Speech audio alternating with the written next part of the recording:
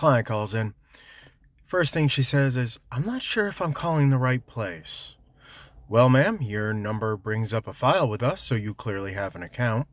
"Yeah, I think my work bought this for me, and they just told me to call if I ever had a problem. And I have a problem." "All right, what do you need? What can you do?" "Ma'am, if I tell you all the things I can do, we are going to be on this line for well over 2 hours.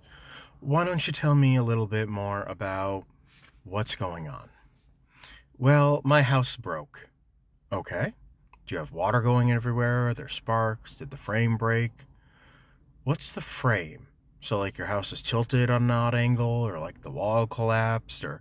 "Oh yeah, the wall collapsed." "Okay. Is the wall on the second floor, first floor?" "It's in the basement." "Hmm. You are located in New England, right?" "Yeah. Most houses in New England have a cement basement. At least the newer ones. Some of the older ones have like the cobblestones, but they generally don't collapse randomly." "Okay, so do you have cement all over the floor or stone all over the floor?" "Oh no, nothing like that. Just the white stuff all over the floor when it collapsed." "Oh, so it sounds like the drywall just came off." "Yeah, that's not a big deal. Can you just send me a picture real quick?" "Text it to this number?" "Yes, please." So she texts it to the number, and sure enough, there's a huge piece of drywall ripped off from the wall, and it looks like it's attached to some cabinets. "Oh, yeah, we got this. No problem. Just looks like your cabinet installer missed the studs." "Oh, so that's what happened, huh?" "Yeah. We can get this fixed for you." "Oh, wonderful. Can you have it done in half an hour?" "No. Sorry. Gonna have to get the stuff out of there, cut the drywall, replace it, retape it, and it looks like your walls are painted a beautiful blue. It's gonna take me a little while to match that and for the paint to dry." "So, how can we get it done in half an hour?" "I'm magic? I'm not that type of magic. Why does it need to get done in half an hour?" My husband's gonna be home and he told me not to do this without him." "Got it. Got it. Okay.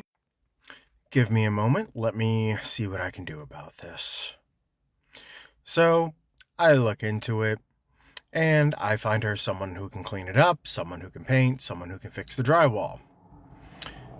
Get her back on the line.